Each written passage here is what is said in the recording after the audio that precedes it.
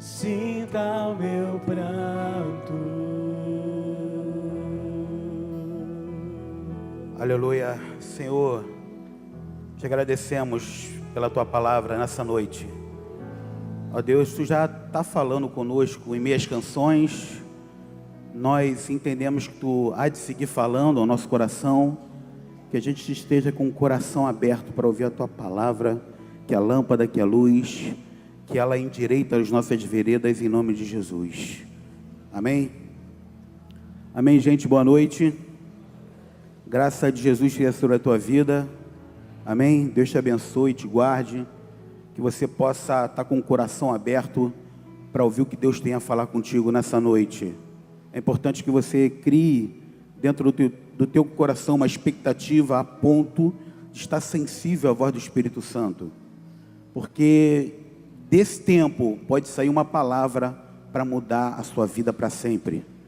A Bíblia fala isso, que a palavra de Deus é como luz para os nossos caminhos e lâmpada para os nossos pés.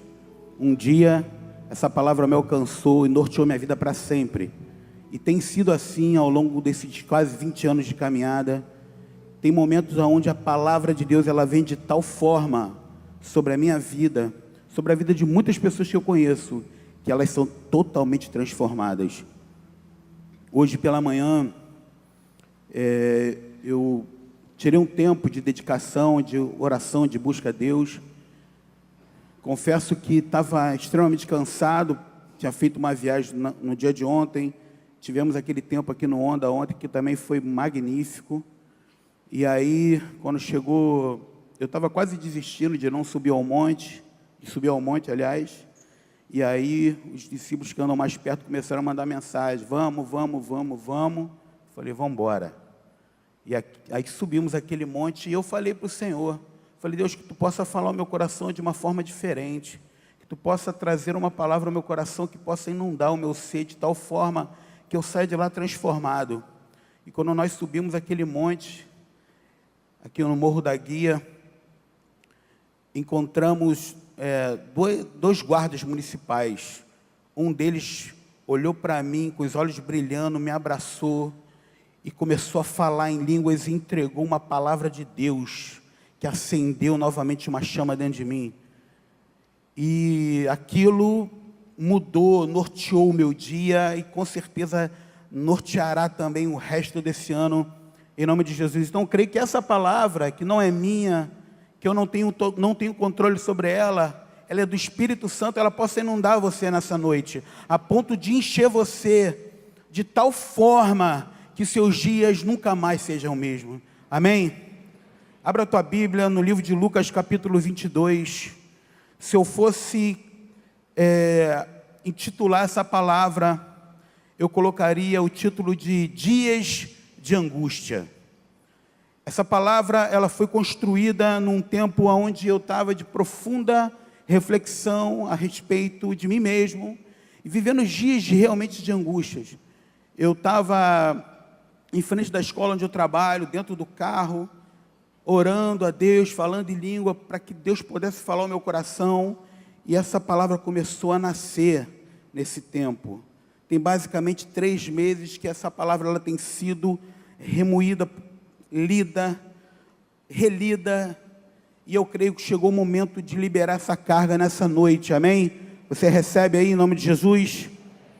Lucas capítulo 22, versículo 44, diz assim: e posto em agonia, orava mais intensamente, e o seu suor tornou-se como grandes gotas de sangue, e caíram sobre o chão. A princípio eu queria ler apenas esse versículo. E posto em agonia, orava mais intensamente, e o seu suor tornou-se como grandes gotas de sangue, e caíram sobre o chão. O contexto desse versículo retrata momentos preliminares à crucificação. Jesus, após 3 anos e meio de peregrinação, aonde ele formou os seus discípulos, operou milagres, fez sinais e maravilhas, chegou no auge do seu ministério. Chegou no momento crucial do seu chamado e da sua vocação. Ele estava diante da cruz do Calvário. Ele estava diante de um dos maiores desafios do seu ministério. Historicamente, a crucificação, ela foi criada pelos persas na antiguidade. E de maneira cruel, ela foi aperfeiçoada pelos romanos. Ao contrário do que muitas pessoas pensam, a crucificação, o ato de crucificação, não foi criado pelos romanos, mas foi criado no mundo persa, uma civilização poderosa da antiguidade. Só que de maneira cruel e sanguinária, ela foi aperfeiçoada pelos romanos como uma forma de opressão e dominação. A crucificação combinava elementos de vergonha e de tortura. E por isso o processo da crucificação causava profundo horror nas pessoas. Era uma ferramenta terrível de opressão. Não podemos, de maneira alguma, perder a revelação que a cruz foi algo terrível para Jesus. Sua onisciência, sua capacidade intelectual não deixava sua mente divagar. Ele sabia o quanto a crucificação era devastadora. Ele sabia o quanto a cruz era terrível. Ele sabia o quanto a cruz era necessária. Jamais podemos perder essa revelação de que a cruz foi profundamente dolorida para Jesus. Essa cruz era para nós. A crucificação, quem deveria estar lá era o homem. Mas aprove a Deus moê-lo, como diz em Isaías 55 ou 53. Aprove a Deus escolher o seu filho unigênito para que morresse por nós e de maneira incondicional nossos pecados fossem perdoados por aquele ato de bravura e de valentia do nosso amado, do nosso Deus, do nosso querido Jesus. E por causa da sua cruz, da sua morte, todos nós alcançamos a salvação mediante a confissão do seu Filho. É possível a gente cometer o grande erro de esquecer de quanto a cruz foi terrível. Ao longo dos anos, o diabo e o humanismo querem descredibilizar o sacrifício de Jesus. Querem esvaziar o poder da cruz. A cruz é poder de Deus para aquele que crê.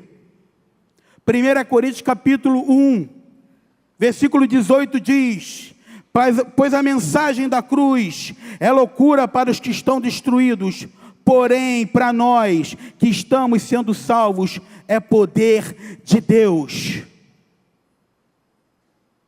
A cada ano que passa, uma universidade muito conceituada na Inglaterra, a faculdade de Oxford, ela cria uma palavra nova para colocar em seu dicionário.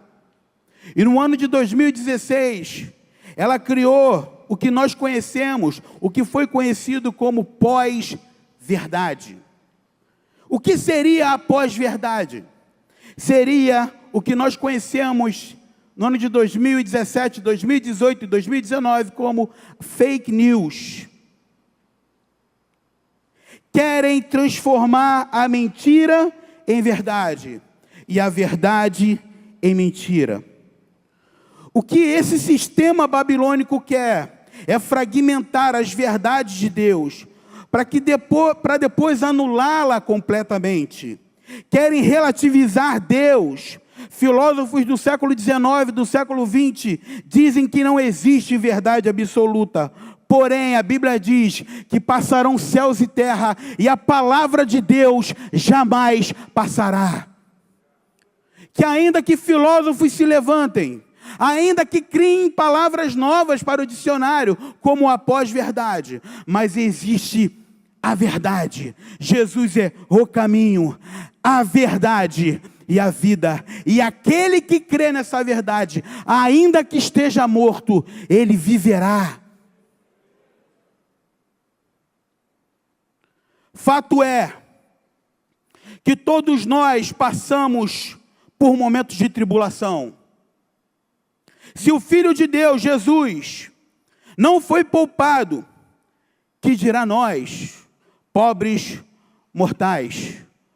O dia mau, querido, querida, vem para todos. Toninho relatou uma fase que ele viveu alguns meses atrás, junto com a sua família. Eu poderia contar outros fatos.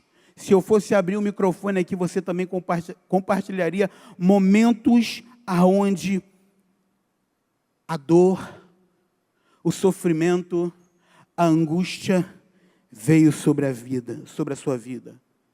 Porque de fato, o dia mau vem para todos. São aqueles dias em que a noite é longa, em que a comida perde o sabor e o chão, ele se desaparece. Quando olhamos para as Escrituras, vemos muitos homens que sofreram angústias e pressões. Você consegue imaginar Noé, quando recebeu a missão de construir a arca durante 100 anos, sem sequer ser engenheiro naval e não saber nada sobre o assunto? E se nós fôssemos falar de Abraão, quando ficou retido no Egito, por ter mentido que Sara era sua irmã, ou quando Deus falou para ele, Abraão, sacrifica o teu único filho. E se nós fôssemos falar de Jacó, que durante 14 anos viveu debaixo do jugo do seu sogro Labão, e Moisés, que ficou durante 40 anos no deserto com um povo murmurador. A Bíblia fala no livro de Êxodo, capítulo 4, versículo 24, diz o seguinte, que Deus encontrou Moisés para matá-lo. Você consegue imaginar o próprio Deus marcar um encontro com você e falar assim, olha, eu vim te matar. Moisés tinha cometido um erro de não circuncidar o seu filho, segundo a teologia afirma isso não está claro, mas no capítulo 4, versículo 24, diz que Deus encontrou Moisés para matá-lo. E os sofrimentos de Paulo, as prisões, os naufrágios, os apedrejamentos. E Pedro, que durante 3 dias, ele ficou no deserto quando negou a sua fé em Jesus. E por fim, Jesus no jardim do Getsêmani, que a Bíblia descreve como ele viveu aquele momento de cruz, de angústia e de dor. É possível que nessa noite você esteja aqui dessa forma, vivendo dias de angústia, momentos de perdas, momentos de dor, momentos aonde você recebe um diagnóstico contrário, aonde você está vendo o seu casamento sendo destruído, aonde você tem visto o seu filho se enveredar pelo caminho da criminalidade, das drogas. Esse dia de angústia, de sofrimento vem quando nós perdemos o controle, quando temos que tomar uma decisão seríssima. Jesus, ele perdeu o controle da sua vida quando ele falou que a vontade dele era fazer a vontade do seu Pai. E a vontade para o seu Pai, naqueles dias, naquele momento, era a morte. E o que será que Deus quer contigo nesse momento de tribulação? Nesse momento de angústia? Vivemos dias difíceis, muito difíceis. Recentemente eu tive uma experiência muito dolorida para mim. Uma professora amiga minha, enterrou o seu filho de 3 anos de idade. Uma dor devastadora. Uma dor que não se mede. Talvez você esteja aqui nessa noite vivendo uma dor como essa. Dias de angústia, dias de dor, dias de perplexidade, dias onde as noites são longas, onde a comida já não tem mais sabor. Eu não sei o que te levou à angústia nesses últimos dias, mas eu quero te dizer algo nessa noite. Deus não perdeu o controle de absolutamente nada. Gênesis capítulo 1 diz que a terra estava sem forma e vazia, um caos. Mas o Espírito de Deus pairava sobre a face do abismo. A glória de Deus estava sobre aquele caos. Você não está sozinho. Existe um Deus que está contigo. A Bíblia fala que Jesus disse que Ele enviaria o Consolador, que jamais nos abandonaria. Que ainda que o nosso pai e a nossa mãe nos abandone, Ele jamais nos abandonaria. Você pode perder tudo, mas se não perder a fé, você não perdeu nada. Olha para a pessoa que está do teu lado e fala assim, olha, você pode perder tudo, mas se você não perder a fé, você não perdeu nada.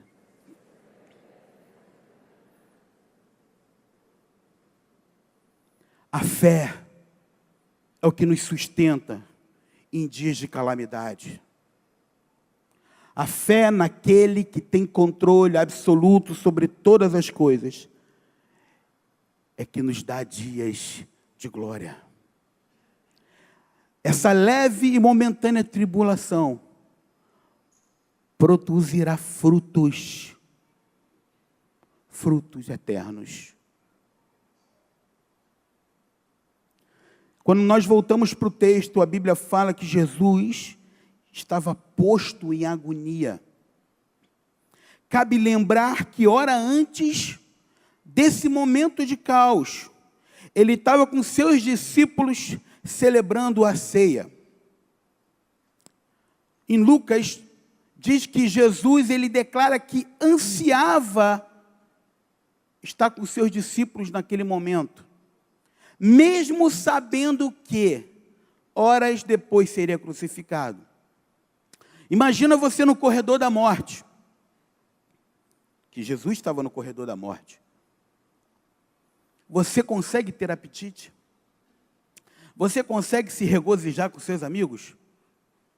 Cá para nós, humanamente é impossível a gente analisar isso. Quando nós olhamos para a história norte-americana, que usa como uma das penalizações a morte, a injeção letal, existe o último dia do preso, onde tem direito a fazer os seus pedidos de comida. Eu fico imaginando que tipo de paladar um homem vai ter. Eu acho que eu pediria um miojo. Eu não ia pedir uma moqueca de lagosta, não ia ter apetite. Uma moqueca de badejo. Eu falava, para que eu vou me alimentar se horas, daqui a pouco eu vou morrer, não vai dar nem tempo de fazer a digestão. Mas Jesus, ele conseguia separar as suas emoções. Ele sabia separar o tempo que era de regozijo e o tempo que era de guerra. Esse é o nosso problema. Muitas das vezes não sabemos separar as nossas fases. Existem momentos que nós devemos guerrear, devemos resolver os nossos problemas. E existe momento que nós devemos nos regozijar. Jesus se regozijou com seus discípulos na ceia, mas naquele momento de caos e de angústia, que a questão era tão séria, que ele suou sangue. Eu fui procurar na internet se já teria acontecido um fenômeno desse com outras pessoas. E para minha surpresa, sim. Ele diz que quando você atinge um alto grau de tensão, de angústia, os seus poros se dilatam a ponto de você suar sangue. Imagina o tamanho da agonia de Jesus. Mas ele sabia separar os seus momentos. Um dos nossos maiores problemas é que não sabemos dividir as coisas. Aquele momento de angústia, ele sabia que precisava viver, por mais dolorido que fosse. Muitas pessoas, nos seus momentos de angústia, dor, depressão, entram num caminho que nós chamamos de compensação. Se escondem atrás das drogas, do álcool, do trabalho, do prazer, mas não encaram os seus problemas. Precisamos enfrentá-lo, precisamos ter coragem, porque os dias são maus. A Bíblia descreve no decorrer do versículo que Jesus orava mais intensamente. Tem horas que as orações triviais não vão resolver as nossas questões. Jesus, sendo Deus, ele orava.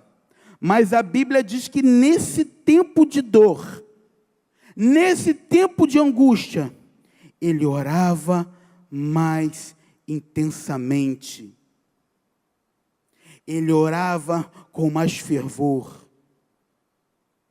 Enquanto muitos de nós preferimos argumentar com Deus, achar culpados, Jesus orava mais intensamente. Jesus buscava mais intensamente. Eu não estou falando essa palavra como se eu fosse o dono dessa verdade. Foi isso que Deus falou comigo. Meu filho, você só quer argumentar. Ora mais intensamente. Se entrega mais intensamente. Vá diante de mim mais intensamente. Mas nós, muitas das vezes, queremos usar toda a nossa capacidade de raciocinar e achar culpado, razões. Queremos justificar, queremos buscar soluções, quando o que Deus mais quer de nós é que a gente ore intensamente. No versículo 43, desse mesmo capítulo, a Bíblia diz que apareceu um anjo para confortar Jesus. Eu penso que no fundo, Jesus, ele queria que o Pai o consolasse. Que as suas orações eram direcionadas a seu Pai. Fico pensando que se fosse eu certamente falaria assim: Pai, justamente agora, nesse momento de dor e de angústia, você envia um anjo. Por que o Senhor não vem falar comigo pessoalmente? Por que o Senhor não me conforta pessoalmente? Eu quero te falar algo nessa noite, meu querido, minha querida. Tem horas em que Deus nos deixa andar sozinhos. Ou até mesmo envia outras pessoas para falar ao nosso coração.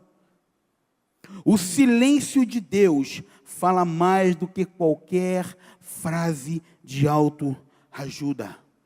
O silêncio de Deus amadurece o nosso homem interior. Mais do que qualquer sofrimento, o silêncio de Deus, ele fala.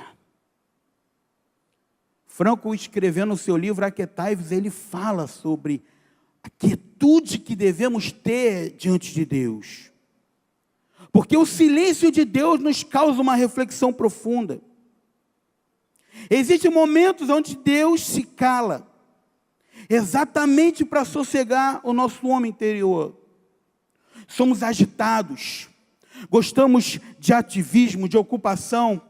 Hoje em dia é status você dizer que é um homem ocupado, que é uma mulher ocupada.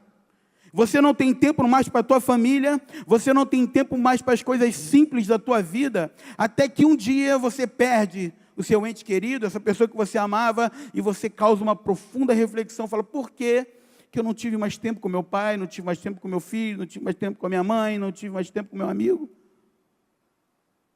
O silêncio de Deus nos causa esse caminho de entender as coisas simples da vida. O silêncio de Deus te chama para Deus. Existe uma estratégia que eu faço quando eu quero abraçar o meu filho. Eu sumo de casa. Ele está vendo televisão, eu subo para o meu quarto e fico. Até que ele grita, pai, eu fico quieto. Ele fala, pai, eu fico quieto. Aí aumenta o tom. Pai, aí dá aquele gritão, eu fico quieto. Até que ele sai me procurando. E quando ele me acha, nós nos abraçamos, nos beijamos e nos regozijamos. Eu fico imaginando que o silêncio de Deus na tua e na minha vida é para nos trazer de volta para Deus. É possível que você esteja vivendo um quadro na tua vida de distanciamento de Deus. E esse caos, esse momento de tribulação que tu tem vivido, seja para trazer você de volta para Deus. Você já parou para pensar? Quanto tempo você tem perdido com coisas fúteis da vida? E a nossa vida está esvaindo. E o nosso relacionamento com Deus cada dia mais comprometido. O silêncio de Deus nos traz de volta para Deus. Eu quero concluir com uma história de uma mulher da Cananeia, Mateus capítulo 15, versículo 22, não precisa abrir. Aquela região onde aquela mulher morava, o que hoje nós chamamos de Líbano. Aquela mulher, ela tinha uma filha endemoniada. E ela procurou Jesus. E ela chamou Jesus. E Jesus ficou em silêncio. Jesus não respondeu àquela mulher. Eu fico imaginando, cara, ela estava diante do pai, ela grita pelo pai, e o pai não responde nada. Silêncio de Deus. Depois, ela continua gritando, pedindo por ajuda a sua filha. Aí, Jesus fala assim, pode eu tirar a comida dos meus filhos e dar aos cachorrinhos? Jesus ofende a mente daquela mulher. Jesus chama ela de um animal, de um cachorro. Qualquer um, humanamente falando, que Deus é esse? Que além de me ignorar, me ofende. Muitas das vezes, eu ouvi essa frase de um autor americano e ele fala o seguinte, que Deus ele fere a nossa mente para revelar o nosso coração. Muitas das vezes, nós somos ofendidos na nossa mente, na nossa concepção sobre a vida e sobre os conceitos que construímos sobre igreja, sobre pastor, sobre liderança. E achamos que tudo tem que ser no nosso tempo, do nosso jeito, da nossa forma. E aí Deus vai e ofende a nossa mente, aí nós botamos para fora o nosso coração, que muitas das vezes reflete amargura, reflete decepção, reflete angústia. Vomitamos a nossa alma quando somos ofendidos. Mas aquela mulher, ela deu uma lição de humildade e de quebrantamento. Ela falou, mas até os cachorrinhos comem do que cai da mesa. Jesus se espantou com a atitude daquela mulher e falou, nunca vi tal fé em Israel, tamanha fé em Israel. E aquela mulher teve a vitória dela, porque a filha dela foi sarada, Deus curou a filha dela, mas tratou com ela e nos deu uma lição.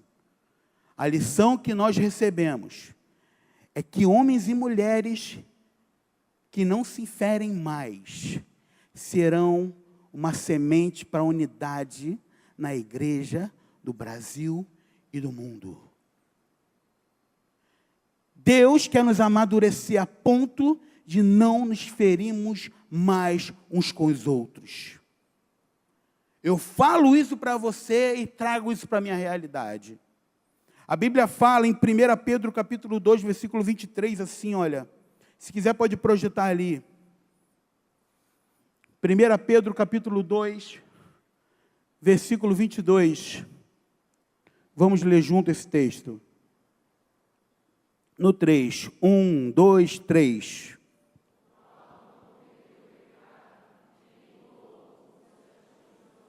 Versículo 23.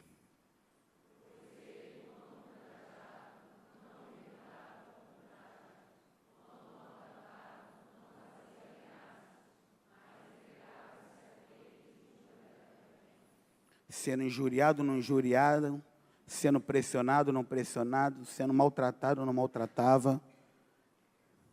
Esse modelo de cristianismo é o que Deus quer gerar em nós.